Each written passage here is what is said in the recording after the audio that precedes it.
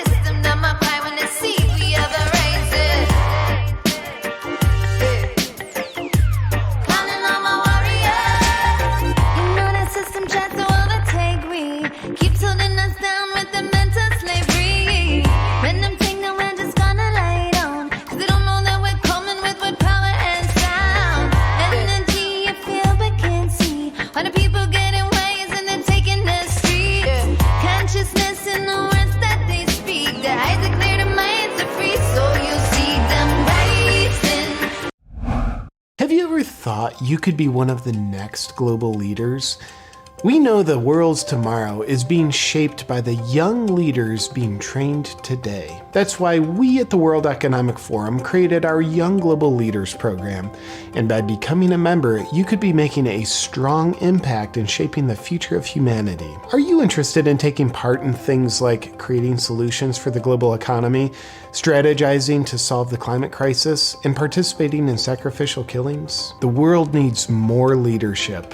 And that's where we come in, training tomorrow's global leaders. Because happiness, truth, and democracy are powerful forces that are never going to be defeated unless we have strong leaders who drink blood, shaping society. Regular classes, visionary networking, and secret ceremonies in the woods are just some of the aspects that set the Young Global Leaders program apart from any other program on the planet. You could join an impressive list of Young Global Leader alumni leftists that the world knows and is helpless to do anything about, such as Macron in France, Trudeau in Canada, Gavin Newsom, and Bill Gates. And thanks to censorship, the agenda of these great leaders continues to move forward without the world knowing what their agenda actually is. And just think, you could join these elites helping usher in the much needed fourth industrial revolution. Are you someone that looks trustworthy?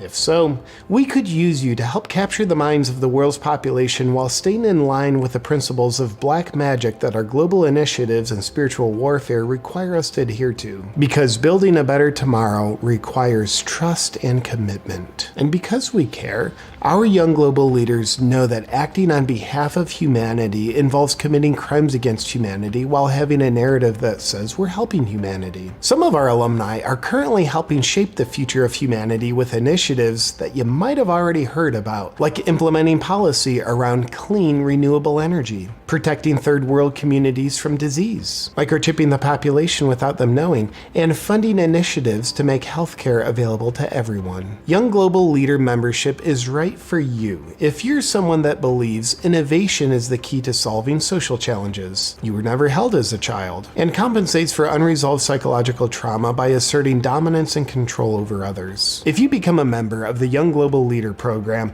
best of all, when World Economic Founder Forum Klaus Schwab isn't laying on a rock sunning himself, you'll have a chance to experience his teachings directly to help guide and indoctrinate you on the core principles of communism and fascism, which when implemented, will help save democracy. Young global leaders are on a mission and aren't going to stop until everyone on the planet has the right to own nothing, their genes are edited to make them less human, and everyone on the planet believes that the decisions we're making for them are being made by them.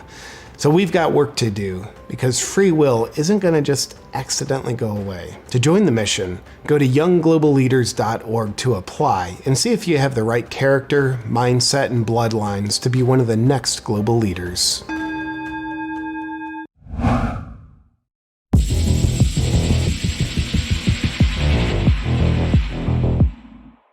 Johnny Vedmore recently published an article exposing the hidden history of the mysterious World Economic Forum. who is currently waging war against the world with their Great Reset.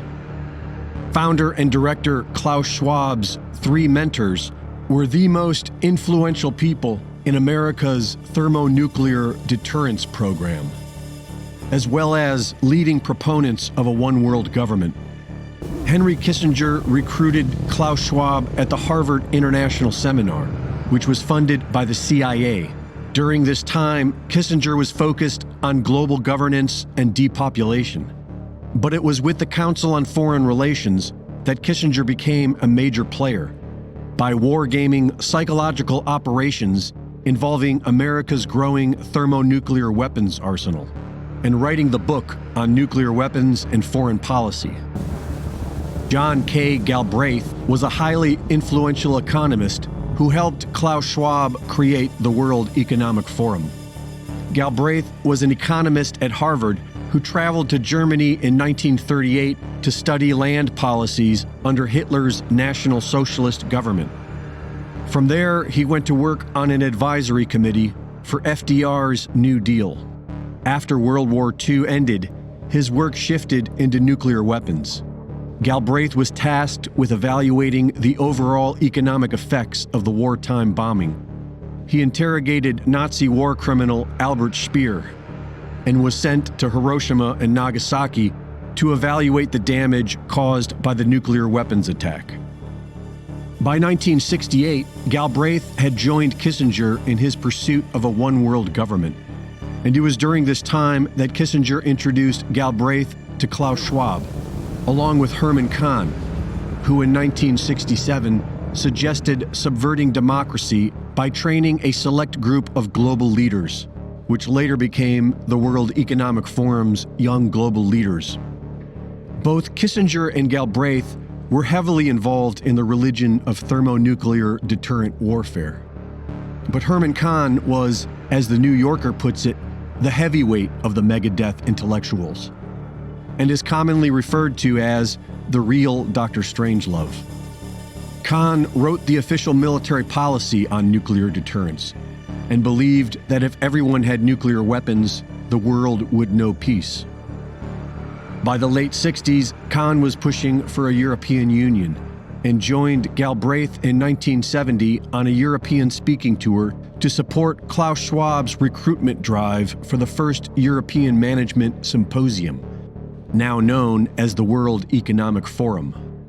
And while they were doing that, Klaus Schwab helped merge his father's nuclear weapons company into a company that he then directed to illegally build nuclear weapons for the South African government.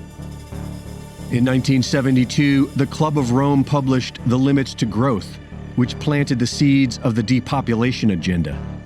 And while Kahn, Kissinger, and Galbraith helped Schwab get started, what really brought him the international support he was hoping for was when he introduced the ideas of depopulation. In 1972, the Club of Rome's founder was invited by Schwab to make the keynote speech in 1973.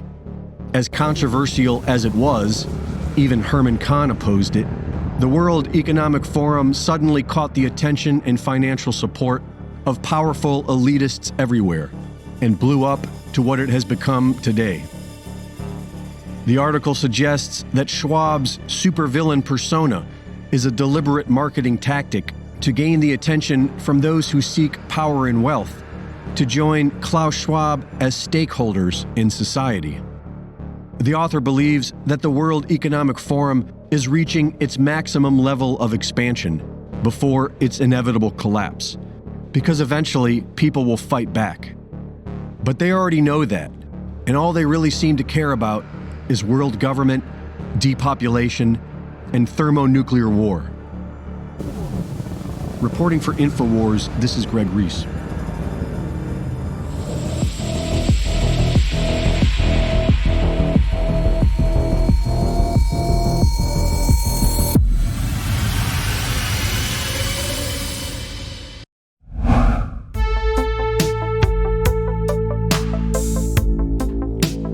Welcome everyone to Freedom's Rising, episode number 15. Today is June 17th, 2022, and you are participating in the rise of freedom. That opening clip was from Awaken with JP, and the title of that was The World Economic Forum, a Young Global Leaders Program. And then after that you heard from Greg Reese, The Megadeth Intellectuals of the Great Reset. And man, that was a powerful clip there. And we're going to be getting into more of those items today. The young global leaders from the glorious Wikipedia article, and I'm saying that just because I don't really think Wikipedia is the greatest reference, but we're going to read what they have written about the young global leaders here. And it says, the Forum of Young Global Leaders, or Young Global Leaders YGL, was created by Klaus Schwab, founder and executive chairman of the World Economic Forum. The Young Global Leaders, a non-profit organization managed from Geneva, Switzerland, is under the supervision of the Swiss government. The program was founded by Klaus Schwab of the World Economic Forum in 1993 under the name Global Leaders for Tomorrow, and was renamed to the Young Global Leaders in 2004. Schwab created the group with $1 million won from the Dan David Prize, and the inaugural 2005 class comprised 237 young global leaders. Skipping down in that Wikipedia article under the controversy section, we see Daniel Crenshaw, a Republican Texas congressman, was selected as a young global leader in 2019. According to podcaster Tim Pool, Crenshaw explained that the Young Global Leader list is an editorial list of prominent young people, and there are no communications of agreement before being put on their website. In 2017, Klaus Schwab said that Russian President Vladimir Putin had been recognized as a young global leader, and also mentioned Canadian Prime Minister Justin Trudeau. Quote, I have to say, when I mention now names like Mrs. Angela Merkel and even Vladimir Putin and so on, they all have been young global leaders of the World Economic Forum. But what we are so proud of now is the young generation like Prime Minister Justin Trudeau. We penetrate the cabinet. So yesterday I was at a reception for Prime Minister Trudeau, and I know that half of his cabinet, or even more than half of his cabinet, are actually young global leaders, end quote. Klaus had mentioned Putin a second time, as shown in documentaries Das Forum, which goes into behind-the-scenes footage of the World Economic Forum in Switzerland, and in the clip Klaus states, quote, Mrs. Merkel, Tony Blair, even Putin, they were all young global leaders before, end quote. There is no record of Putin or Trudeau ever being named as young global leaders on the official website because their website only puts members from year 2017 to present time. Trudeau has spoken at the World Economic Forum in Davos several times, while Putin has also spoken regularly at gatherings and has known Klaus Schwab since 1992. According to Putin, that was when they began a close relationship, and that he regularly attended events that Schwab hosted. Long before he even became president of Russia, Schwab likely refers to Putin as one of the young global leaders because their relationship dates back to 1992, which is likely the year that the Forum of the Young Global Leaders was founded. Putin was 40 years old at the time. Getting away from Wikipedia, we see another article here from Covert Geopolitics, geopolitics.co, World Economic Forum's Young Global Leaders Revealed, from February 22nd of 2022. It says, throughout its Young Global Leaders program, the World Economic Forum has been instrumental in shaping a world order that undermines all democratic principles. For several decades, this program has nurtured compliant leaders acting as WEF agents in governments around the world. The consequences are far-reaching and may turn out to be devastating for humanity. This is an excerpt from Klaus here in the article. I have to say then, I mention names like Mrs. Merkel, even Vladimir Putin, and so on, as they have all been young global leaders of the World Economic Forum. We already read that in the Wikipedia article, so I'll skip ahead. In this World Economic Forum's Young Global Leaders Revealed article from geopolitics.co. In 1992, Klaus Schwab and the World Economic Forum launched a program initially called Global Leaders of Tomorrow. In 2004, this program was turned into the Forum for Young Global Leaders, which I covered in my book, The Global Coup d'etat, a 5-year program of indoctrination into WEF's principles and goals. Keep in mind that note is from the author of the article, not myself. I'm reading from the article, and back to it here. The aim was and is to find suitable future leaders for the emerging global society. The program has since its inception has included politicians, business leaders, royalty, journalists, performers, and other crucial influencers who have excelled in their field but have not yet turned 40 years of age, originally 43 in order to include Angela Merkel. It has since grown into an extensive global network of dedicated leaders with enormous resources and influence, all working to implement the technocratic plans of the World Economic Forum in their respective nations and fields. As Klaus Schwab says in the introductory quote, it has become very successful.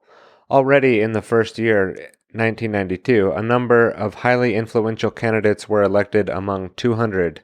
Selected were global profiles such as Angela Merkel, Tony Blair, Nicolas Sarkozy, Bill Gates, Bono, Richard Branson, Horma Elela, Jose Manuel Barroso, and more examples here in the article are listed: Crown Princess Victoria of Sweden, Crown Prince Haakon of Norway, Crown Prince Frederick of Denmark, Prince Jamie de Bourbon de Parnay of the Netherlands, Prince Rima bint Bandar Al Saud, Ambassador for Saudi Arabia in the USA, Jacinda Ardern, the Prime Minister of New Zealand, Alexander De Croo, Prime Minister of Belgium, Emmanuel Macron, President of France, Sanna Marin, Prime Minister of Finland, Carlos Alvarado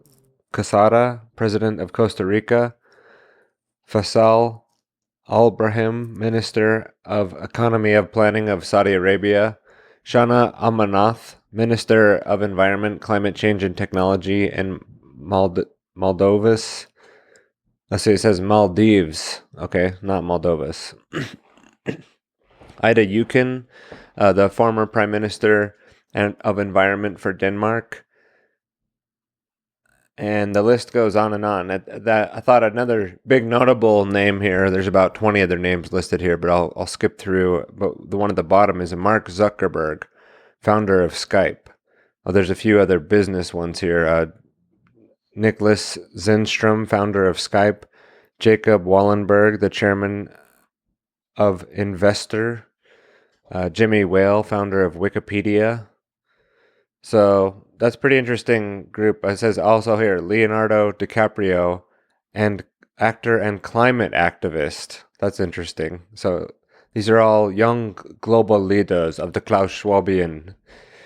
And continuing on with the article here, the purpose from the beginning has been to identify and advance a future-oriented global agenda focusing on issues at the intersection of the public and private sectors.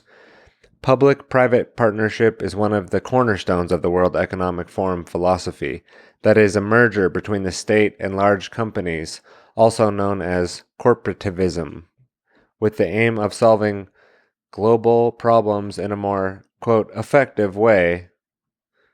The choice of leaders clearly reflects this aspiration. So you could call that corporativism, like they did here in the article, or you could call that corporate fascism, as it's known when the state and corporations become so, revolving door, backhand and backroom deals, under the table stuff happening, I don't know, deregulation for certain companies, funding going this way and that way to these stakeholders, right, in this global fascist, corporate fascist scheme. That's all my opinion here, not from the article, but we'll go back to the article. The Young Global Leaders Group was initially instructed to identify the major challenges of the 21st century. These included peace, the environment, education, technology, and health, areas which these upcoming leaders could exploit politically, economically, and culturally in the new millennium. Partners for global leaders of tomorrow in 2000 were large global companies such as the Coca-Cola Company, Ernst & Young, Volkswagen, and BP Amoco. These could contribute to the agenda by, quote, playing an active role in developing and implementing the concept of GLT project. The partners can therefore actively participate in development of GLT programs. Representative of the partner companies as well as their guests are invited to GLT meetings, unquote. Since the global leaders of tomorrow was turned into young global leaders in 2004, partners such as Bill and Melinda Gates Foundation, Google, and JP Morgan and Chase, with alumni from the program, have also participated as sponsors. The ultimate consequence of both public and private partnerships of these target areas is the creation of a largely tyrannical social contract in which the individual has become subordinated to the powerful interests. Noble goals of creating a better world have also been kidnapped. This is especially evident in the context of the partnership between the WEF and the UN and the implementation of Global Goals Agenda 2030 through the application of the technologies of the Fourth Industrial Revolution.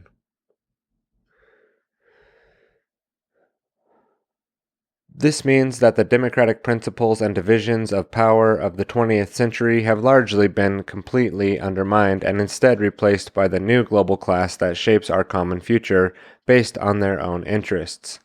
This has led to the de facto privatization of both national governments and international organizations, where lobbyists are no longer kept in the lobby but have moved into the seat of power, shaping policies directly affecting our lives. What this means has become particularly evident since the pandemic was declared in March of 2020. In addition, leading multinational investment management corporations such as BlackRock, led by the World Economic Forum's own Larry Fink, has consistently moved their position forward. German economist and journalist Ernst Wolf believes that many of the national leaders, including the Young Global Leaders program, have been selected for their willingness to carry out the tough agenda of lockdowns in recent years without asking any questions, and that their impending failure, as evidenced by the growing dissatisfaction of the masses, and will be used as no excuse to create a new form of global government where the old nations states become largely obsolete. A new global digital currency with universal basic income can then be gradually introduced to replace our doomed monetary system. This conclusion partly coincides with my own. It is also supported by Paul Raskin's scenario for the Great Transition Initiative on how a totalitarianism, quote, new Earth order, unquote, is established to be replaced in the long run by a global democratic government, Earth Federation, with a world constitution. The COVID-19 pandemic has underscored the catastrophic failure of an every country for itself approach to public health and national economic interests rather than global needs, continued to dominate discussions of climate policy, paving the path forward toward climate chaos. So I think, Tyler again excerpting here that part of the article was saying the COVID-19 pandemic really revealed that this is the way that they'll now be discussing things, is that, see how we couldn't handle it all properly, and so now we need these national, health agencies, or, international and global health agencies, and talking about climate policy and toward climate chaos, and talking about how this global initiative to fix all of it, right? More justifying their position. Moving forward in the article, under the tricameral world parliament come the four main agencies of the Earth Federation government, the World Supreme Court system, the World Executive and the World Enforcement System, and the World Ombudsman.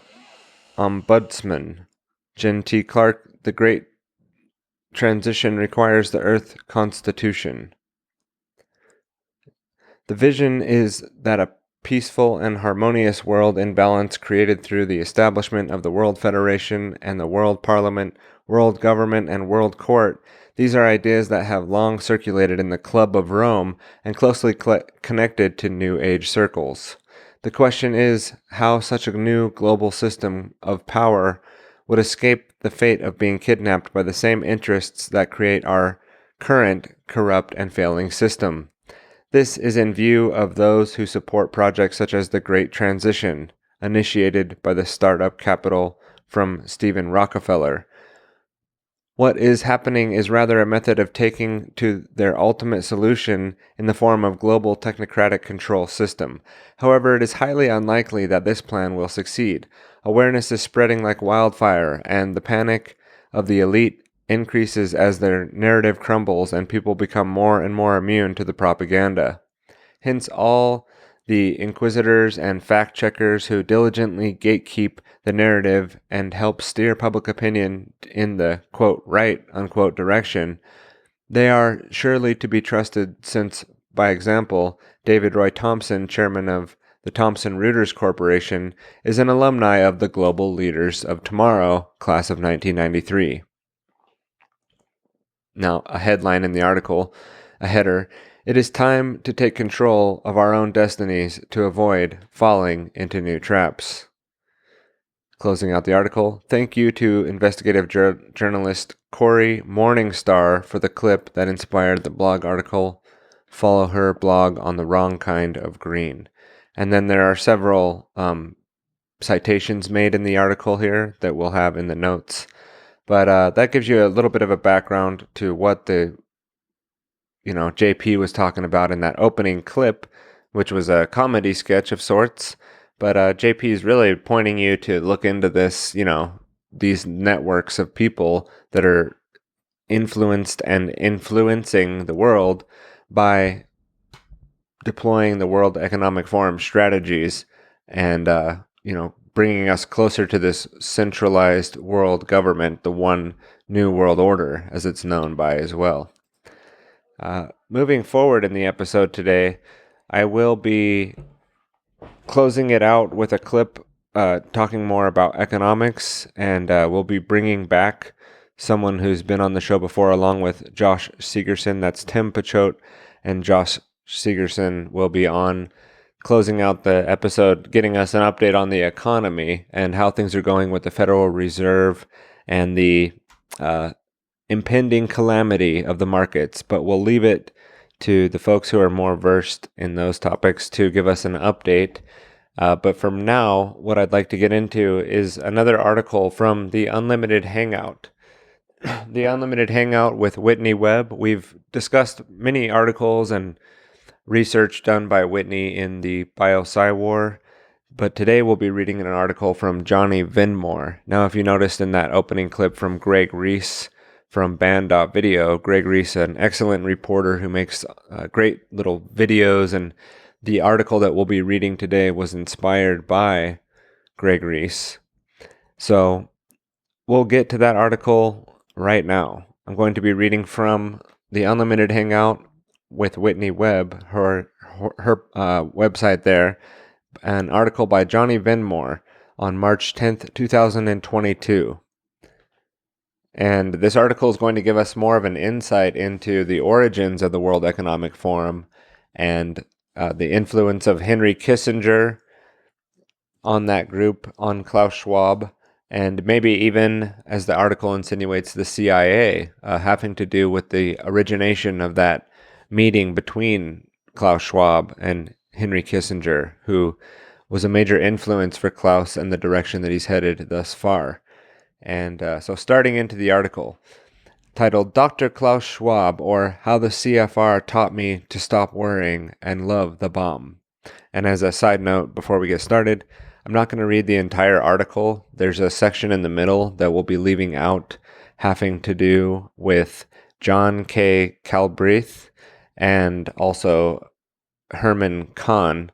And those folks will be needing to be looked into. For those who are interested in the article, you can read more there. But it will be, in the essence of time today, just, skipping over some of the parts of this long, well-researched article by John Vinmore. So it starts out, the World Economic Forum wasn't simply the brainchild of Klaus Schwab, but was actually born out of a CIA-funded Harvard program headed by Henry Kissinger, who pushed the fruition by John Kenneth Galbraith and the real Dr. Strangelove, Herman Kahn.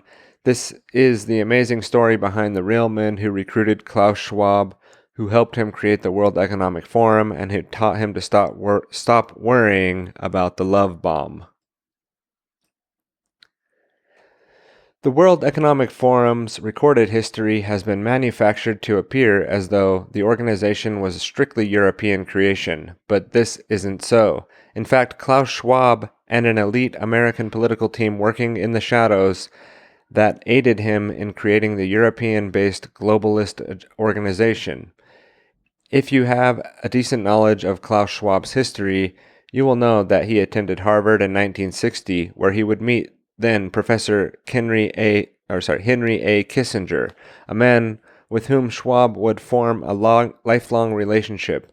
But as with most information from the annals of the World Economic Forum's history books, what you've been told is not the full story. In fact, Kissinger would recruit Schwab at the International Seminar at Harvard, which had been funded by the U.S. Central Intelligence Agency. Although this funding was exposed the year in which Klaus Schwab left Harvard, the connection has gone largely unnoticed until now. My research indicates that the World Economic Forum is not a European creation. In reality, it is instead an operation which emanates from the public policy grandees of the Kennedy, Johnson, and Nixon eras as of American politics, all of whom has ties to the Council on Foreign Relations and the associated, quote, roundtable movements, with a supporting role played by the Central Intelligence Agencies. Of course, the roundtable movements being originated from Cecil Rhodes and his Rhodesian Empire, and the last will and testament of Cecil Rhodes, talking about these, ring within ring organizations of control and world domination, and had aspirations of conquest of the world governments through these roundtable movements, and subverting societies to move towards more of the, as we'll talk about here, the League of Nations and Council on Foreign Relations, to the United Nations, to the World Economic Forum, and bringing this, stakeholder capitalism where the governments and the corporations are working together. So back to the article. There were three extremely powerful and influential men, Kissinger among them, who would lead Klaus Schwab toward their ultimate goal of a complete American empire-aligned global domination via the creation of social and economic politics. In addition, two of the men were at the core of manufacturing the ever-present threat of global thermonuclear war. By examining these men through a wider context of the geopolitics of the period, I will show how their paths would cross and coalesce during the 1960s, how they recruited Klaus Schwab through the CIA-funded program, and how they were a real driving force behind the creation of the World Economic Forum. And now onto the section, Henry A. Kissinger. Heinz Alfred Kissinger was born in Bavaria, Germany, on the 27th of May, 1923, to Paula and Louis Kissinger. The family had been one of the many Jewish families fleeing the persecution in Germany to arrive in America in 1938. Kissinger would change his name to Henry at age 15 when arriving in America by way of brief immigration in London. His family would initially settle in the Upper Manhattan, with the young Henry Kissinger attending George Washington High School. In 1942, Kissinger would enroll in the City College of New York, but in early 1943 he was drafted into the U.S. Army. On the 19th of June, 1943, Kissinger would become a naturalized U.S. citizen. He would soon be assigned to the 84th Infantry Division, where he would be recruited by the legendary Fritz Kramer to work in the military intelligence units of the division. Kramer would fight alongside Kissinger during the Battle of the Bulge and would later become extremely influential in American politics during the post-war era, influencing future politicians such as Donald Rumsfeld. Henry Kissinger would describe Kramer as being, quote, the greatest single influence in my formative years, unquote, in the New York article entitled The Myth of Henry Kissinger, written in 2020. The writer of that article, Thomas Meany, describes Kramer as a Nietzschean firebrand to the point of self-parody. He wore a monocle in his good eye to make his weak eye work harder. Kramer claimed to have spent time in Weimar years fighting both communists and Nazi brown shirts in the streets. He had doctorates in political science and international law and pursued a promising career at the League of Nations before fleeing in the U.S. in 1939.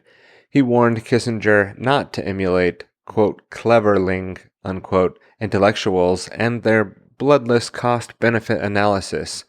Believing Kissinger to be, quote, musically attuned to history, unquote, he told him, quote, only if you do not calculate will you really have the freedom which distinguishes you from the little people, unquote.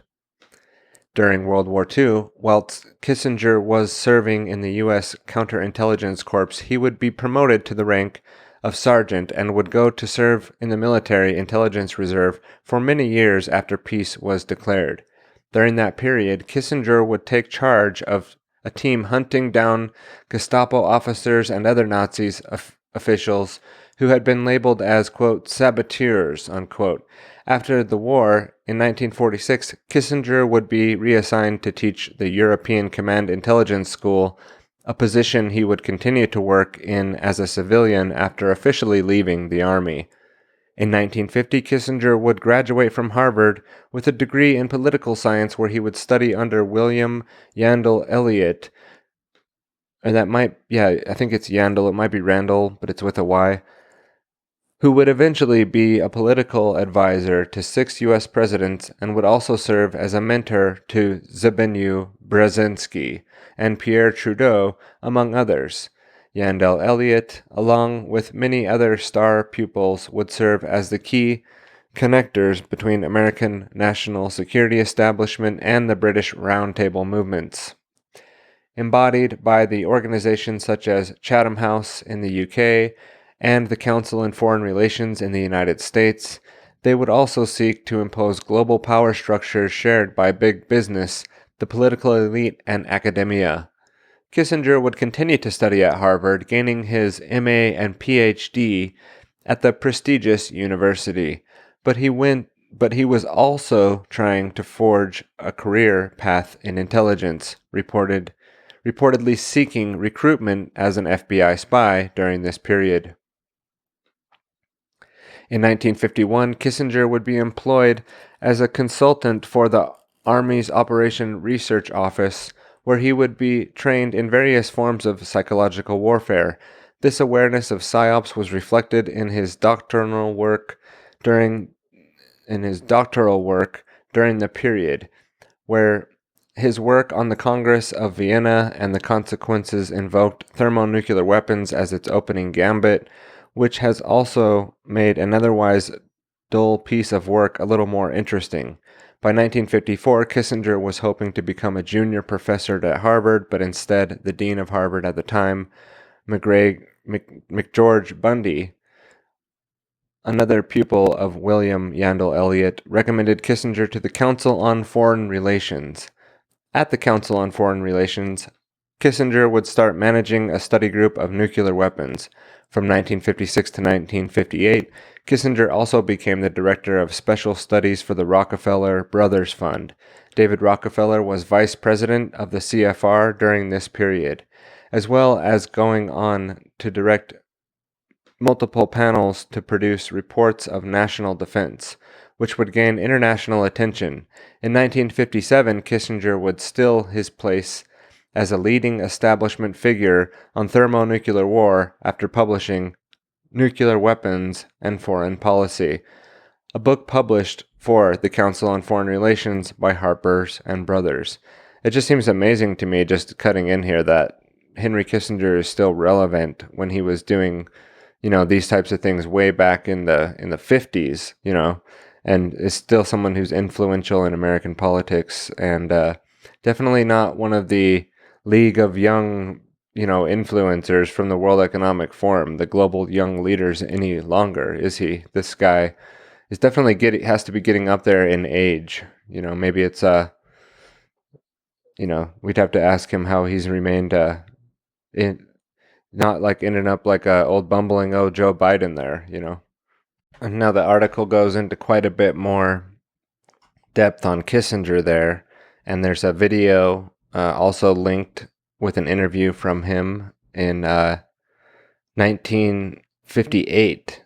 Mike Wallace interviews Henry Kissinger, so that's in the article as well. There you can find that, and we're just going to skip down a little bit in the article where it starts to tie in a little bit more to Klaus Schwab. And let's see, Kissinger was an executive director at the International Seminar, which Schwab often mentions when recollecting, looking at my recorder, making sure it was still recording, when recollecting his time spent at Harvard. On the 16th of April 1967, it would be reported that various Harvard programs had been receiving funds from the Central Intelligence Agency. This included $135,000 of funding for Henry Kissinger's international seminar, funding which Kissinger claimed he was unaware and had from the U.S. Intelligence Agency. The CIA's involvement in funding Kissinger's international seminars was exposed by a report by Humphrey Dorman, the assistant to Franklin L. Ford, who was the dean of the Faculty of Arts and Science. Humphrey Dorman's report, written in 1967, only centered on the CIA's funding from between 1961 to 1966, but Kissinger's international seminar, which had received the most funding out of all the CIA's funded Harvard programs, would still run through 1967. Klaus Schwab had arrived at Harvard in 1965. On the 15th of April 1967, the Harvard Crimson would publish an article attributed to no author concerning Dorman's report that stated, quote, "There were no strings attached to the aid, so the government could not directly influence research or prevent its results from being published," unquote.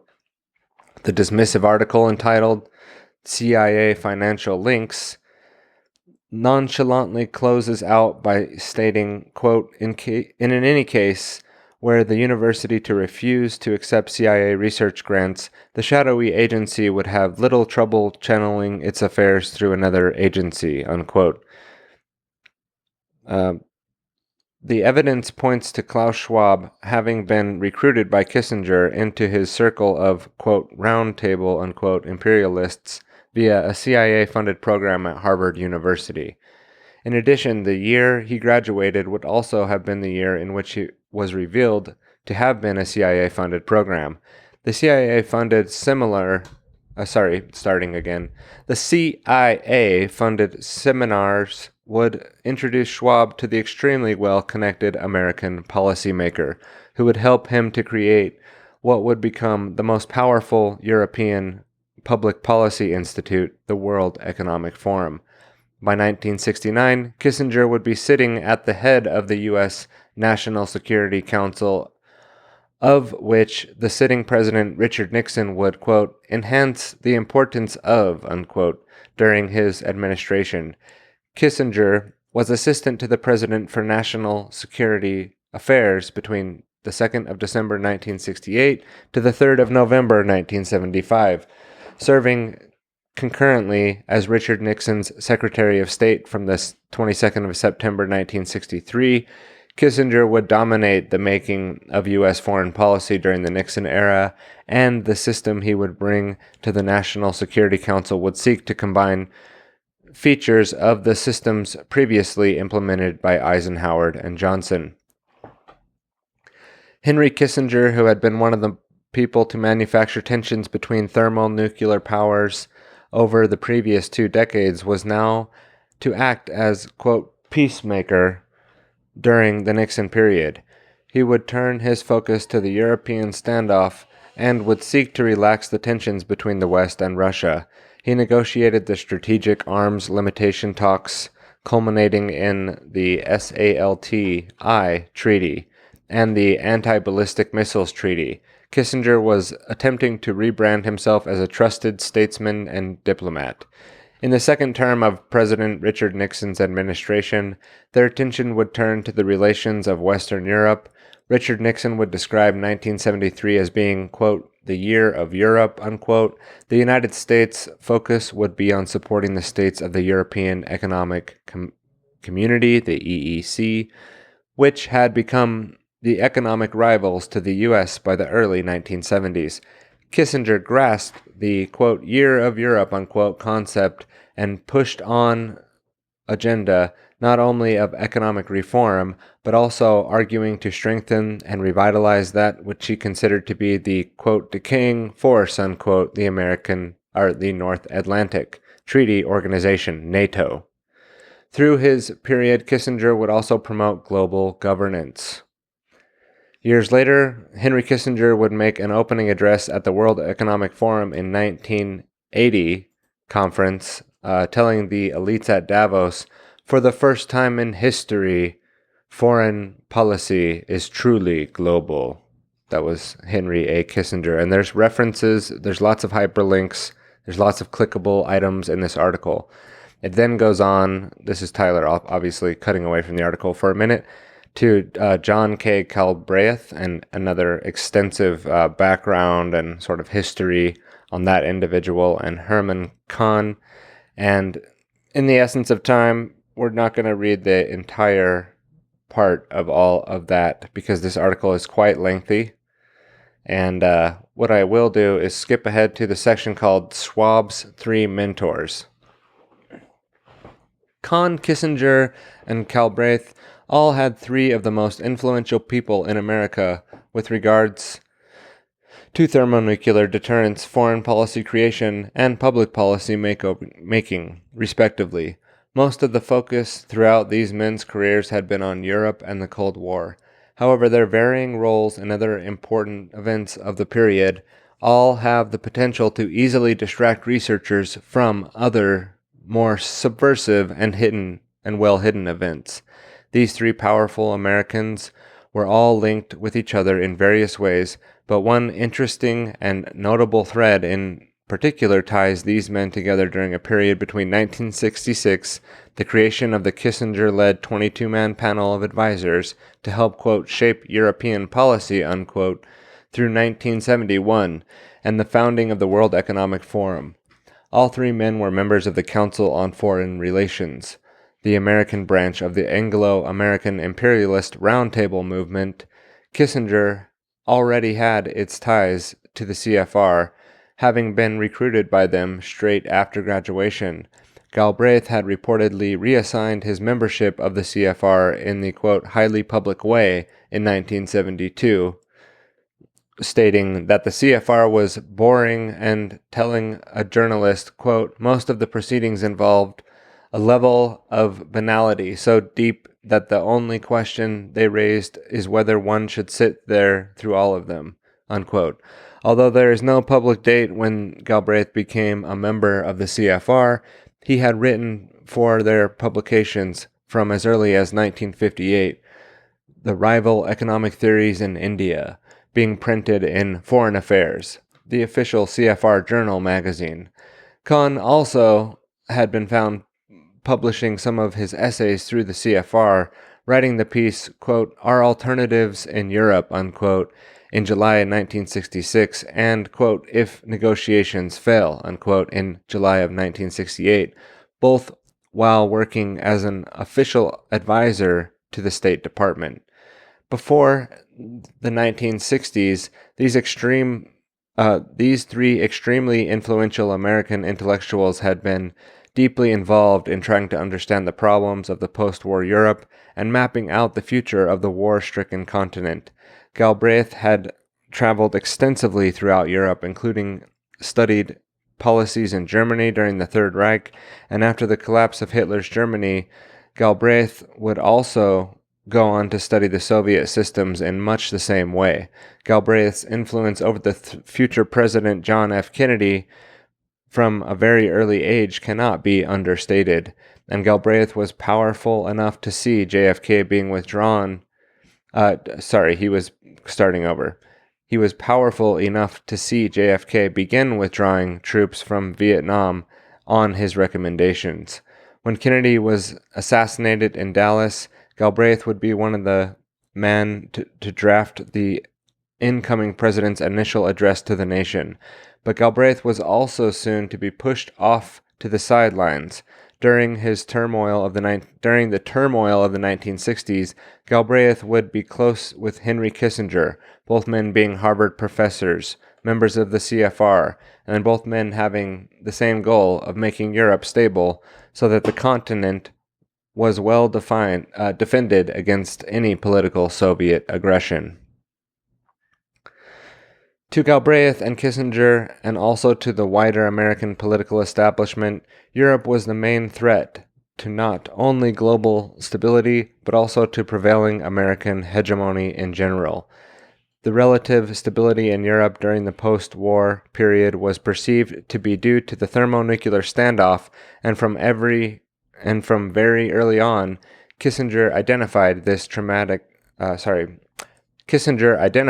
dynamic and began to manipulate the situation for the benefit of American supremacy. Henry Kissinger was not alone in trying to understand the complex dynamics at play in relation to thermonuclear deterrence and how it affected policymaking. Herman Kahn was the leading figure on thermonuclear strategic planning during the same period, and Kissinger worked on concerning the same subject matter from the 1950 onward, would see him cross paths with Kahn on multiple occasions. Kahn offered Kissinger something which all politicians and policymakers crave, the ability to predict the future of the events with relative accuracy. Kahn was a veritable prophet concerning the technological advancements of the not-so-distant future.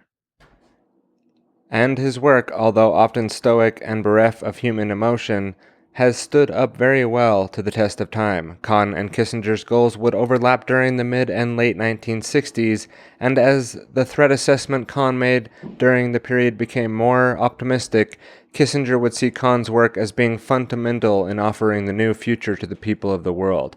However, Henry Kissinger's vision of the world was not of the free and fair society advancing into the, quote, brave new world, unquote, together, but rather Kissinger intended to create an image of the world which had been skewed by his own CFR-driven establishment perspective. Although he would attempt to rebrand himself as a true statesman, Kissinger would continue to subvert not only foreign democratic processes, but also to undermine the American system for the eventual benefit of globalists' agenda.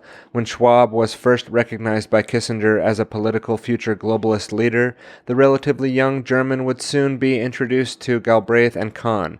This would coincide with Kahn's work identifying the need to specifically train individuals with leadership potential separately from those who attend the prevailing standard educational models.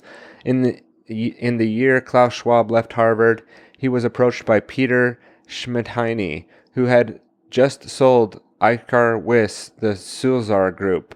Eichar Wyss, Ravensburg's factory World War II, had been managed by Schwab's father, Eugene Schwab, and had been involved in making of heavy water turbines for the secretive Nazi atomic bomb effort. Schwab speaks in the interview about the moment Schmidt-Hindley called him up, saying, quote, "You've come to Harvard now, and you know modern management methods help to make the integration a success," unquote. What Klaus wouldn't mention in the interview is what would help Sulzer and Eicher Weiss to merge, resulting in a new company called Sulzer AG, that company where Schwab would serve as director, which would go on to breaking international law by aiding South African apartheid regimes in illegal thermonuclear bomb program. Klaus Schwab had only just left the sphere of influence of some of the most significant experts in thermonuclear war, and within the same year as leaving Harvard, he would head up the merger of a company dealing with the propagation of thermonuclear bomb technology to despotic regimes. For many of us who don't map out the terrifying extinction scenarios, we may be left believing that apartheid South Africa gaining the nuke at this point in history would be one of the worst things that could have happened.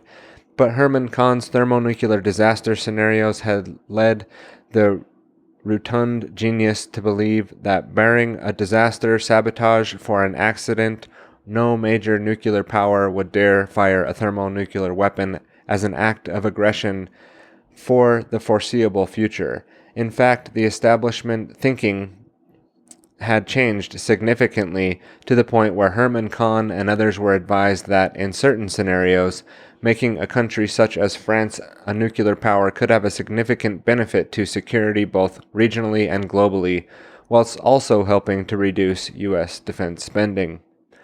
Thermonuclear war was no longer the be-all, end-all of strategic defense policy, and it was in the dying embers of 1960 where the people who had caused all of the fear of thermonuclear apocalypse really did stop worrying and learned to love the bomb. Now, in the final section of the article here, it's called "Caution, Fallible Humans Ahead." Is Klaus Schwab the real brains behind the formation of the World Economic Forum? What are we to make of the CIA's involvement in the seminar Kissinger used to recruit Schwab? Were the powers that lurk behind organizations like the CFR the real founders of the globalist policymaking organization? Was the World Economic Forum meant to simply unite Europe? Or was it then actually meant to go on to unite Europe with America, followed by the remaining superstates into a new world order designed by a powerful CFR grandees like Kissinger, Kahn, and Galbraith? These three powerful men each saw in Schwab a reflection of their own intellectual desires. Klaus had been born in the latter half of the same decade in which the technocratic movement had begun, and he would come from the first generation to have their formative years in post-war world. Kahn's predictions in the future had not only been an exercise in human wonder, it had also been a project to make these predictions a reality as quick as possible and regardless of the consequences. In 1964, Klaus Schwab would be trying to decide what he would be going to do with his career. He was 26 years old and looking for direction, and would find that direction from a familiar source. His father, Eugene Schwab, had been on the wrong side of history during World War II, and had been involved in the Nazi atomic bomb effort. Eugene Schwab would tell his son that it was only to be at Harvard where he'd truly be able to flourish. In a divided post-war Germany, the intense fear came from ever-impending and well-dramatized threat of thermonuclear war had become everyday part of the people's psyche. Harvard was well known at the time for playing a central role in Cold War policy, targeting Europeans' affairs, and Klaus Schwab would put himself right in amongst the movers and shakers of the thermonuclear disaster scene. Whilst at Harvard, Schwab would attend Kissinger's, quote, international seminar, unquote, which was funded by the CIA via a known conduit. Through this process, Klaus Schwab would be introduced to a group of men who were actively trying to influence European public policy by and all methods, including using the fear of impending nuclear doom. They would recognize his potential straight away, so much so that they would be there for Schwab all through the founding of the World Economic Forum, with Kahn, Kissinger, and Galbraith bringing perceived credibility to the project. It was not easy for Schwab to explain to the European elites what he intended to do, so he would bring Kahn and Galbraith to Europe to persuade other important players to become part of the project. Galbraith would be the first keynote speaker at the forum, and Kahn's presence also drawing significant interest. But the Second World Economic Forum would stall without the presence of bigger names, and Klaus Schwab knew he would need something to draw the crowds for the third installment of his forum's annual meeting. In 1972, the Club of Rome's founder, Aurelio Pache, had published his controversial book, The Limits to Growth, a book that had been commissioned by the Club of Rome and which took on the Malthusian approach to overpopulation. And as an excerpt here, the Malthusian approach is, hey, we're running low on hats and we've got too many heads in the room. So rather than manufacture more hats, what we'll do is we'll start chopping off heads, and that will solve the problem of not having enough hats for these heads, right? So that's the Malthusian approach to overpopulation in a nutshell. Hey, we're running out of resources. We're not seeing that we're not projecting that we're going to have enough resources. So let's start reducing the population, right? That's the Malthusian approach, which was outlined alluded to and hinged upon in the Limits to Growth book commissioned by the Club of Rome. And that book has some very interesting quotes, and you can definitely, probably hear more about that. And I think we did discuss that also as well in the Bio-Sci War. The book would call into question the sustainability of the global economic growth of Pache and would be invited by Schwab to make the keynote speech at the 1973 World Economic Forum. This risque public relations strategy paid dividends for Schwab and his organization. From that point on, the forum would grow in size, scale, and power, but it all began with a CIA-funded course run by Kissinger at Harvard. Schwab has become more than just a technocrat. He has been very vocal in his intention to fuse his psyche and biological entities with the future technology. He has become a living caricature of the evil Bond-like villain, conducting secretive meetings with the elites high up on the mountain top chalets of Switzerland.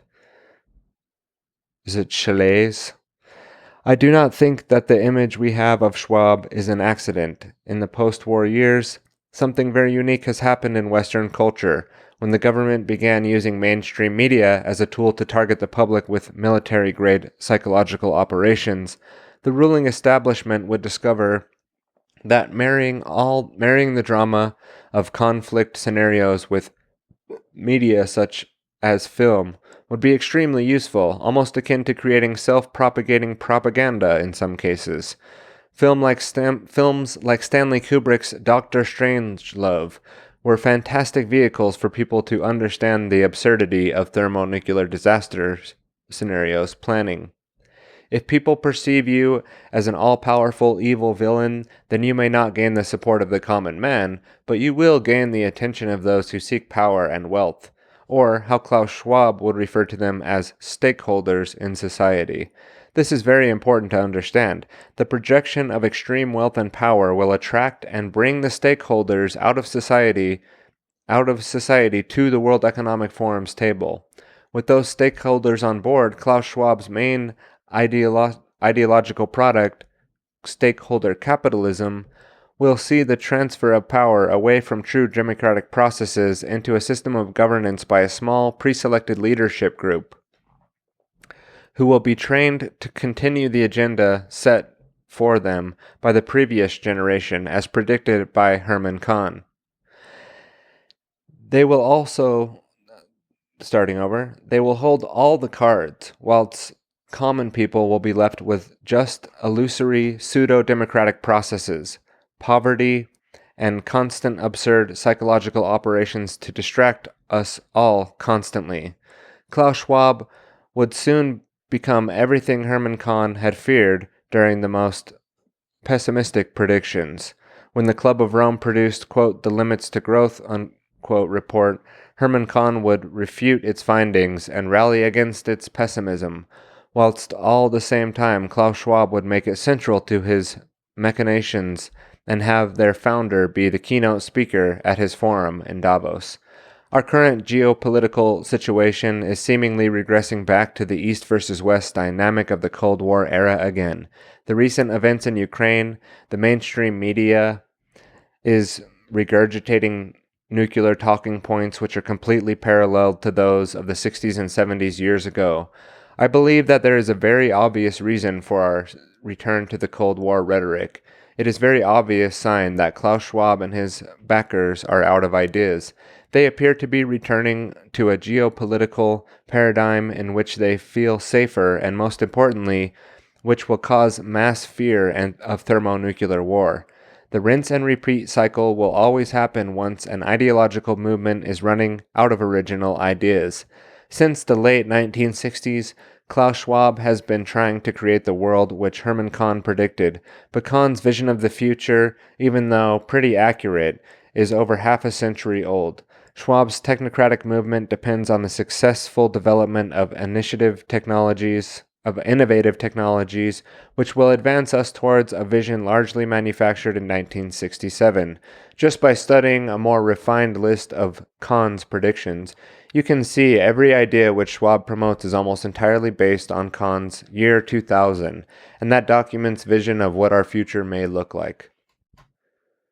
Predictions dating back to the late 1960s, but what Schwab appears to ignore, whilst forcing futuristic agenda on all of us, is that many of Kahn's predictions were also combined with warnings of the dangers which will be created from the future technological advancements. As Schwab reaches the end of his life, he appears to be desperate to push forward for a radical futurist agenda with the obvious potential for global disaster. I believe that the World Economic Forum is reaching its maximum level of expansion before its inevitable collapse, because eventually those people who love their own national identities will stand up against the immediate threat to their specific culture, and they will fight back against the globalist rule. Quite simply, you cannot make everyone a globalist, no matter how much brainwashing is applied. There are natural contradictions between national freedom and globalist rule, which make the two completely incompatible. As a very pertinent final thought, Herman Kahn would write something extremely significant during the same year in which Schwab would leave Harvard. In the aforementioned Hudson Institute document of 1967 entitled Ancillary Pilot Study for the Educational Policy Research Program, Final Report, Kahn writes, "It has become increasingly clear that our technology and even our economic achievements are mixed blessings. Through progress, issues arise such as accumulation, augmentation, and proliferation of weapons of mass destruction, the loss of privacy and solitude, and increase of governments and or private power over individuals, the loss of human scale and perspective, and the dehumanization of social life or even the psychological self, the growth of dangerously vulnerable, deceptive, or degradable centralizations of administrative or technological systems, the creations of other new capabilities so inherently dangerous as to seriously risk disastrous abuse, and the acceleration of changes that are too rapid to or cataclysmic to permit successful adjustments. Perhaps most crucial choices are posed that are too large, complex, important, uncertain, or comprehensive to be safely left to fallible humans." And that is the end of the article by Johnny Venmore, and the second video that we started today out with was inspired by, not the JP Sears one, but the Greg Reese video. He mentions that article right in the beginning of that video, if you go back and listen. Definitely some things to keep in mind and follow up on there. I'm interested in looking at Kahn's year 2000 book and seeing how many things in there, are really being discussed today. And it sounds like that a lot of the talking points and scripts that they're reading are coming from those ideas. And there's also some other articles that I found that are like the 10 most dystopian things pushed by the World Economic Forum. Number one, penetrating governments. You've heard Klaus openly admit that that's what he's trying to do, is penetrate an infiltration of the World Economic Cabinets. There's plenty more to go into. I mean, we could go all day. We could do a whole series just on this information, right? So much to discuss, but the point is that in Freedom's Rising, or in even what we could call the greater picture for freedom and the loss of potential human freedom, as that eerie warning at the end exposed, that the downside of all this great advancement in technology is that the technocratic dictatorship control system can use these tools to advance their agenda. And if we're sort of like fishbowl mentality, just interested in the social media and the latest thing that the mind control box is telling us on the TV, and not understanding these bigger agendas are all using the technology in order to push forward a push for more global governance, as seen in the image of the Council on Foreign Relations, of the Royal Institute of International Affairs, of the Cecil Rhodes Anglo-American Establishment Roundtable movements, which are in some cases quite racist, in some cases quite Malthusian.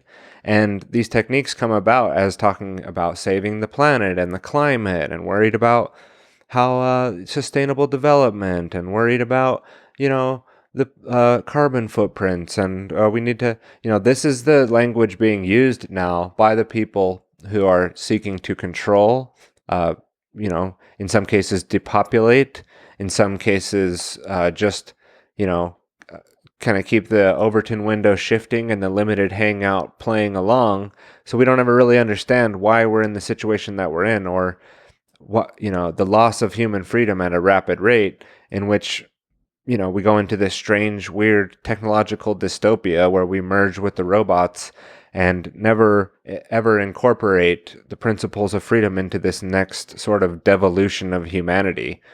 Going into the matrix is really what it seems like. And being in a position where we are plugged in like that and don't realize that we're total slaves, right? That's what the podcast Freedom's Rising and the series is about avoiding. And that's why we've gone into today things that don't seem necessarily totally on topic, maybe with what we've been discussing before, but going back to that duality. I mean, we can't only focus on Freedom's Rising. We have to focus on why freedom needs to rise. We have to focus on what freedom needs to do to rise, and exposing this information is part of the mission and part of what we're attempting to do here with this podcast and with this series. Now, along with that, and a sort of warning for the future, and warning for people to get their head out of their ass and start to wake the fuck up about what's going on with the economy, and starting to get prepared, as we've been talking about quite a bit with the clips from the Self-Reliance Festival. And we'll be talking about more in the future as well, because it's not just about the big, scary, global government, globalists that are coming over and taking over everything. And it's not just about, hoorah, yeah, cheerleading, freedom's rising and freedom's rising on up. But it's also about getting prepared, A lot of the things that we need to do to prepare maybe don't even cost a lot of money. We just need to get into action, into doing them, into having a habit of preparedness, and assessing our situation, even just to make sure there's enough food on the shelf to get us through, or a plan to produce the food if we need to, budget through a hard time. And, managing your personal finances properly, as boring and, geeky as that sounds, that's a really big part of personal preparedness, of freedom, of self-responsibility, and living in the real world as we see it and as we are in now today. even though it is a debt-based society and a debt-based economy, and your labor is the human capital that keeps the whole thing afloat, and your belief and support in that system doesn't mean that we still don't have families, we still don't have rents, we still don't have, mortgages in some cases, or, the future to plan for. And so we have to manage our finances properly as well. And talking about these topics and getting into that will be the conversation that we're about to jump into between Tim Pachote and Josh Segerson of World Alternative Media. And the show that we're going to play is called "The Fed Announces the Death of America. Hyperinflation is Coming. This is the final nail in the coffin." And exciting title there. And we do have some time to go into that clip. So before the episode drags on too long and before the weekend here, I will say goodbye from Tyler Bloyer from freedomsrising.com, from tylerbloyer.com. Also, you can find us now on Rumble. I went ahead today and synced my videos over to that account, and it looks like most of them have sunk over. Maybe not the whole history of all of the videos that I've made, but at least the last couple years of videos appear to now be available on Rumble.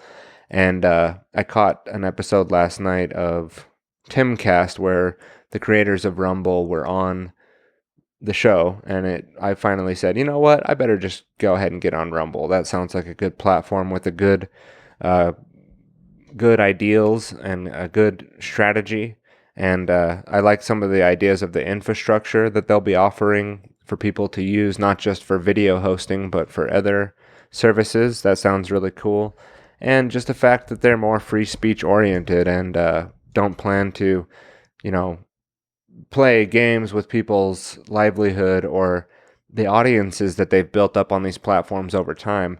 As you know, I'm building Freedom's Rising. I'm building tylerbloyer.com. These are the platforms I focus on with the Web3 backends, with the unstoppable domains.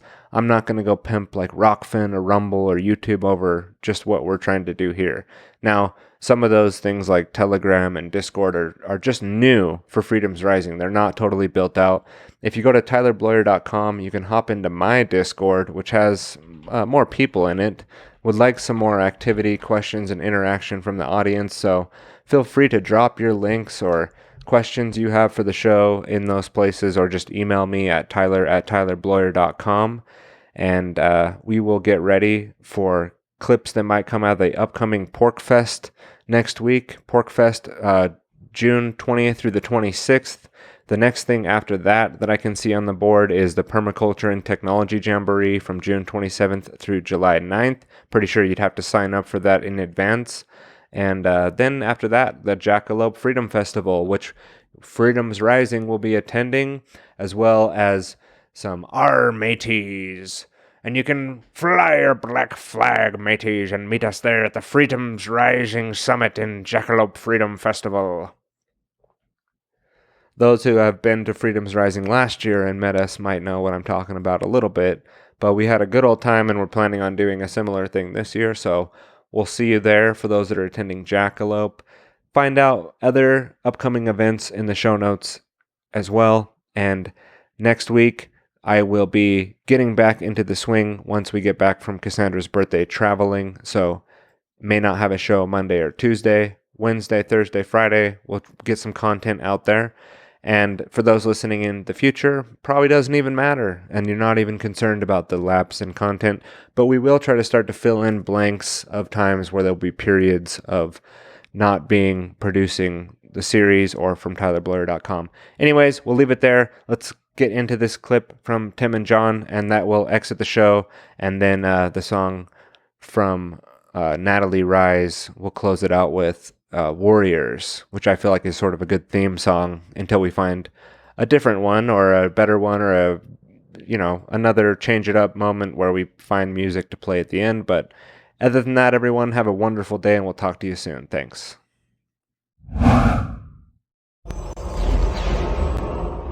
Hey everybody, Josh Sigurdson of World Alternative Media here, and we're joined by Tim Pachote, the Liberty Advisor, thelibertyadvisor.com. He's a certified financial planner. My friends, we just got news from the Federal Reserve. They have just essentially announced the death of America. Not that the United States wasn't already taken over by international bankers going back, to the 1790s, essentially. But the point is, they have basically done the deciding blow to the American economy. Jerome Powell today, as I speak, it'll be out the next day. Either way, the point is Jerome Powell made this announcement that essentially they were right. They are raising interest rates 75 basis points. And on top of that, there is talk of possibly raising interest rates again quite significantly in the near future, though they try to dodge around that issue and try and make it sound like everything's going to be fine. We're going to fix this issue. The reality is they want to blame it on everything other than themselves. They want to blame it on Russia. They want to blame it even on Biden. And as bad as Biden might be, well, the Fed is the one that's printing the money. So again, it's down to them at the end of the day if they want to print insane amounts of money. And of course, this is having a huge effect on the stock market. This is having a huge effect on crypto. It's having a huge effect more than anything else on the everyday person when they go out and buy groceries for their family, or they go and buy gas, for example. And they're claiming, it's 8.6% inflation. We've already gone into that in our previous video. The fact is, obviously, it's probably in the 20s at this point as far as percentage points go. But the point is, this is probably one of the most dramatically, ridiculously stupid things that could take place at this point in time after they printed 20 to 25% of all currency ever in existence in the year 2020. And now it's all coming home to roost. Tim, let's go into this a little bit. You watched a good part of the announcement today and the speech by Jerome Powell. How is this going to affect the economy going forward? It seems like they're just going for broke at this point. This is the bottom line, and they're just throwing all their cards in the air. So about an hour from now, I've got a client presentation that I'm giving to basically delve into what is going on. And yesterday, as I was preparing for this, and also in anticipation of what the Fed was going to do today, I really, decided to come up with the headline of, it doesn't matter what the Fed does. So, there's really two options that the Fed has to fight. So they can either decide to fight inflation or not fight inflation. So if they fight inflation, they have, more sustained rate hikes of 75 basis points, which, even last month, the Federal Reserve says that they're not going to do a 75 basis point rate hike. And here they are doing a 75 basis point rate hike only 1 month after they said they wouldn't do it. And so they can choose to fight inflation. And I would, I'll say fight in air quotes, because if they really wanted to fight it, they would, do something like Volcker did and actually raise rates by, 300 basis points or 800 basis points at once to just really stamp this out. But, they don't really want to do that. And so at this point, if they do decide to fight inflation, you would probably see a stock market go down, 80%, 85%, maybe 70%. Who knows? But, but what would happen in that type of scenario is that you have so many different assets or in the stock market, or just real estate and other actual tangible assets are pledged as collateral to various amounts of loans. And then this would just create this whole cascading spiral effect. And then the Fed would, in order to basically pay the government bills, would have to start buying bonds again, which would, and basically in this scenario, if the Fed fights inflation, you'd see a massive decline, in my opinion, of the stock market, of financial assets. But the bigger issue is that would then also, if you have the Fed keep raising rates, the bigger thing is that would blow up the debt bubble. Then blowing up the debt bubble would probably then lead to the dollar losing reserve status. It would then lead to, basically a hyperinflation if that were to happen. Not if, it's a matter of when. Page 72 of 75 of Klaus Schwab's Great Reset talks about the fate of the U.S. dollar, and the fate of the U.S. dollar is eventually ending it as the reserve.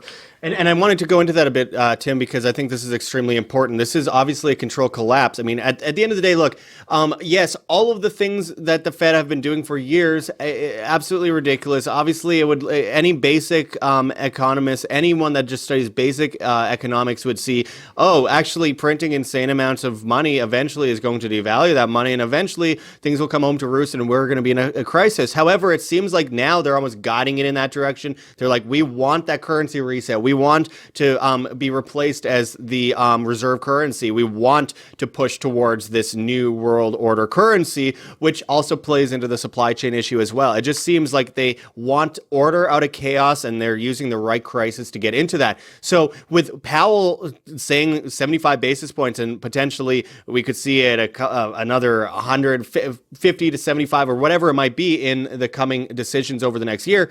Again, this crisis is going to basically be a finishing blow. I don't know how they could possibly come back from this long term, say 2 to 5 years out, with the state of the economy right now. It just seems like we're getting to that precipice, and then that leads to a global currency system, probably great reset, like digital currency system. So what do you think? I mean, is this basically the end of the line for the dollar if we're going to zoom out a little bit over the next few years? I mean, everything is a confidence game, and even today during the press conference, someone at one point asked him about the credibility. He's like, well, I'd like to say something along the lines of, I'd like to think we still have credibility. I mean, so when you're saying, I'd like to think we still have credibility, that means that you've lost credibility when your entire game is a confidence game. So we were talking about, what is behind door number one. So we've got two doors. Door number one is fighting inflation. And so the bigger thing is that with raising the interest rates would absolutely collapse the bond prices. It's really the bonds that then are the ones that are really holding everything up, because bonds represent debt, and this is a completely debt-based economy, a debt-based Ponzi scheme. And then if you blow up the entire debt market, then basically the dollar collapses, then the Fed has to start monetizing the debt, start printing money. That creates a hyperinflation, and that's door number one. Door number two is basically we skip all the bullshit I just mentioned, and we just get right back into printing money after this pretend phase, and then it also leads to hyperinflation. So really both roads, whether they fight it or don't fight it, whether they have 50 basis points or 75 basis points or 100 basis points, it really doesn't matter. Now, he did, for whatever it's worth, Powell did come out today and say that they're more than likely going to have probably a 50 basis point rate hike, but they are leaving 75 on the table, but more than likely it would be 50. But then again, last month he said that they weren't going to do 75, and here we are doing 75. So really the important thing is it didn't matter what the Fed said. The Fed is already screwed, but the thing is, this is all of their own doing, because they're not really screwed, because this is what they did to deliberately maneuver us into this situation.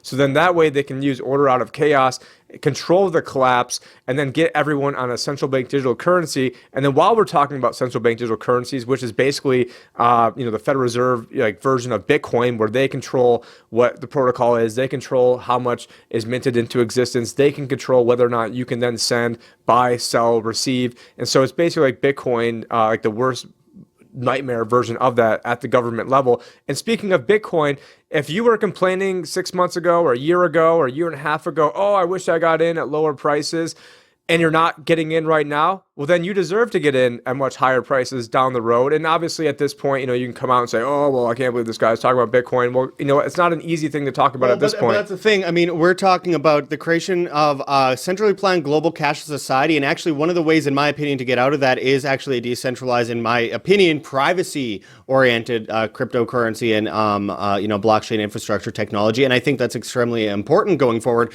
And yeah, people always complain about, basically they want to buy when Bitcoin's high and sell when it's low. And that's the opposite of, do the opposite of what most people are doing, in my opinion. That's how I usually am successful in such things. But again, the road leads to the New World Order, and that is where they are. I mean, with everything culminating at the same time, from war, and which, by the way, definitely plays into this currency reset agenda. The Russia-Ukraine thing, totally. Israel swapping out of Russian or out of U.S. dollars into Chinese yuan, while at the same time we see this shift with Saudi Arabia. We see there's so many examples of how the currency system worldwide is shifting, and they use a crisis to do that.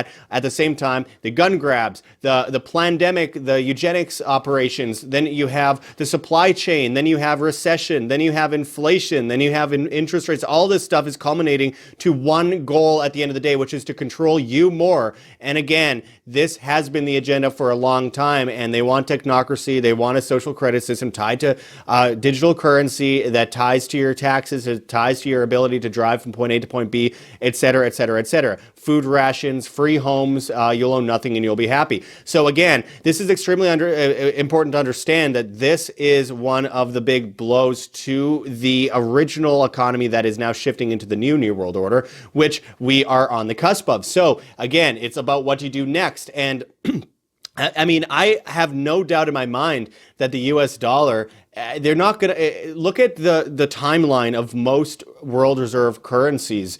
I mean, the US dollar is basically breaking the timeline essentially for how long something can stay a world reserve currency.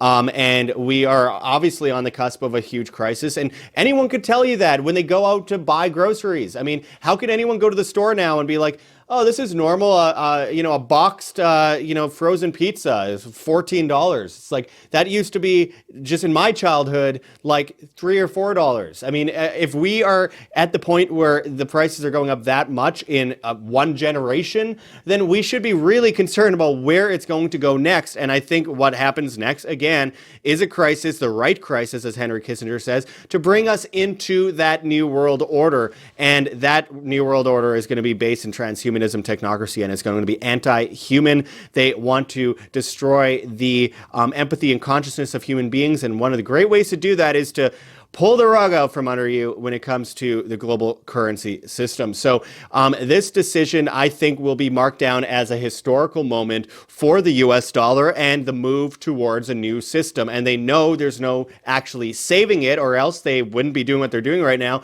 They know that there's no way to get around the inevitable here. So they'll do what they can to also blame it on other people. They'll blame it on Putin. They'll blame it on whatever they need to blame it on. They'll blame it on China, perhaps, even though China has always been very competitive in their sense of actually creating as much inflation as they can to make their country more competitive in the global market of currencies. So we're on the cusp of something very evil here. So these decisions, I think, will come back to in several years and be able to say, wow, if only we listened to, these independent medias that have been talking about this for all these years and got in some way self-sustainable outside of the banking system, outside of the fiat currency system, maybe we'd be in a better position. So again, Tim is at thelibertyadvisor.com and thelibertyadvisorshow.com as well. And let's just talk about, a few different solutions. Now, because of the SEC and different laws governing the body, I can't give exact percentages, but, for right now, what you could do, at least if you're in America or depending where you're at, if you have large IRAs, large 401ks, if they allow you to then, shift some of that into commodities. That's something, we're pretty heavy into and actually looking at getting even heavier. We also have, a pretty good cash position. I do have a crypto position because I am long-term very bullish on that, but I also did say that, hey, I months ago said, this could go down 80% to 13,000. But I know at the end of the day, there's going to be a hyperinflation. So I'm just trying to stack and dollar cost average into these types of periods because I am playing for the Great Reset when the music stops, not necessarily playing for the fifth inning. And so what worked at the beginning stages of this crisis, being in cash, is going to be the worst thing at the end of the crisis. And so, with that said, in case I'm wrong, we do have, relatively large cash position, do have relatively large commodity position, have a tiny bit in the general stock market, but that is, pretty much hedged in terms of what we have going on right this second. And and precious metals, obviously. But with that said, I was talking about you can also do other things, like if you have an IRA, you could convert some of that into a Roth IRA. Then all the gains then are tax free. And so I helped pioneer getting crypto into IRAs, and we still have some clients that are massively on that because the only clients that are massively on that were the ones who invested into crisis-y periods like right now. Because unfortunately, the only time people call me to do things like that is when it's at 60,000 or 69,000, and it's a mania. And I'm thinking of one guy in particular who called me right at the height of 2018, then called me right at or maybe 2017, then called me at the height of this one as well. So I should really use. He's talking about Bitcoin. Yeah, I should use that as maybe the indicator of when it's time to sell. But we are planning for the Great Reset, and there's many different ways to try to play this. But unfortunately, depending on how your portfolio is positioned, you could be, when the music stops, having permanent losses that you're never going to recover from. So if you are in bonds, and you're in like a 20-year bond and rates go up 3%, you're down 60%, you're getting like 2% interest, maybe 1% because you bought it a couple years ago. And all the interest you've gotten over the last 10 years and many times more has all been wiped out. And so by the time you get your money back, all the horses are going to be out of the barn. So bonds, long-term bonds, intermediate-term bonds are going to be permanent losses. Being in cash, because a lot of people, even in the Liberty community, want to go 100% in the cash. Well, if you don't have the guts to basically, get in when things are really, really bad, like when you've got like the Time magazine cover of March 2009 of, them holding on to like a string that's falling off a cliff, that's always the best time to get into something. And then, this, what you should do also depends on your age as well. So if you are in retirement, about to retire, just retired, there's other things you can do for that. And one of the things that would be contacting someone like myself to, go through different options that you would have to create income. But then you also have to have other options to be able to make it through, this massive inflation that we're going to see, in my opinion, an eventual hyperinflation. And the three biggest drivers of hyperinflation have not even occurred yet. The biggest would be losing the dollar as reserve status. I mean, typically most, those systems are only around for 40 years. The last major change was August of 1971 with Nixon getting us off the gold standard. So what was that, 51 years ago? So we are overdue, historically in line for that. Number two biggest cause of inflation, obviously besides massive money printing, would also be money velocity. And right now money velocity is super, super low. And then and these aren't really in any order here. I guess number one would be the dollar's reserve currency, and then also the dollar getting weaker. Now the dollar is actually getting much stronger relative to other currencies, and so Race to the bottom. And so really the three biggest drivers to really nail this country home when it comes to inflation are all actually working, towards decreasing inflation. So what happens when those shift from decreasing inflation to increasing inflation? And then they're going to, these are going to then seem like they're the good times. So eventually all roads lead to hyperinflation. Whether the Fed fights inflation or doesn't fight inflation, they're completely screwed, because if they do fight inflation, just recapping real quickly, it's going to tank everything. And then they're going to be forced, when the debt bubble blows up, they're going to be forced to monetize. And then that's going to create a hyperinflation. Or they don't pretend to fight inflation, and we skip everything else and we go right to hyperinflation. Now, I'm not saying it's going to be tomorrow. This, because honestly, I thought some of the stuff would have happened years ago. I'm sure a lot of you guys probably thought it was going to happen years ago. But there are things you can do. Some of the things Josh has been doing is, I've been put 2 different offers on different like super off-grid remote properties, and amazingly have been outbid, going over the price on these. So it shows that other people are maybe looking to get off-grid as well, because when this breaks down, it's going to make 2020 look like a picnic, make it look like a walk in the park, when all of a sudden, and then eventually, under that door number one scenario of the Fed fighting inflation, there's going to be massive layoffs. Manufacturing facilities are going to be shuttered just like they were for 2020. And then you're going to see inflation pick up, just because the demands and the actual goods and supplies aren't going to be there at any price, which is obviously going to then, go right into the inflation category. So either way, all roads lead to tyranny, all roads lead to hyperinflation. And a lot of this actually was all set up by a guy named Cecil Rhodes, but that's a whole nother story. Well, absolutely. And this is one of the final nails in the coffin, I believe, that will lead to all the things that you mentioned. And I think it's extremely important that people understand that. Of course, you mentioned like putting offers in on properties and everything. In a survival situation, in a crisis, there's obviously going to be increased demand for certain things, like what we also see when it comes to guns, like flying off the shelves right now. And it's hard to get them shipped in right now because, well, everyone wants to buy one in a crisis, because they always wait until the moment when it happens, when it hits. That's why it's always good that when everything feels like sunshine and daisies, that's when you get prepared. But it doesn't mean you can't get prepared now. There's many ways that you could do this. First of all, if you want to have any help with your finances, of course, you could become a client of Tim Picciott at thelibertyadvisor.com if you are in the United States. And of course, I have many different ways that you can help support yourself in this crisis, which I have heirloom seeds that I'm selling at heavensharvest.com. If you use code WHAM, that's WAM, you will be able to get free shipping inside the United States, which is not easy to get in the supply chain crisis that we're in right now. And of course, all that being a controlled collapse on top of the economic controlled collapse and the end of an empire, which we are witnessing in front of us. There's also long-term storable foods there, survival resources, water filtration units, all sorts of different stuff, survival resources, gardening resources, etc. But very important to get your heirloom seeds, my friends. And we also have whamsurvival.com for long-term storable foods. I barely make much money off of like the storable foods and stuff like that. The biggest issue with that is that if I could push people just a little bit further to actually take that kind of action, it could save lives later on. And that's what it's worth it 100 times over to get people to actually take that kind of action for their own life. It's an honor to have any say in pushing people over that edge to actually prepare themselves, because this is the war on humanity. This is a fight for humanity. This is a fight for survival, my friends. And if we're not already prepared, well, we've lost a lot of time, but there's still some time left to really just get in there and get as much resources as you can for yourself and for your family going forward.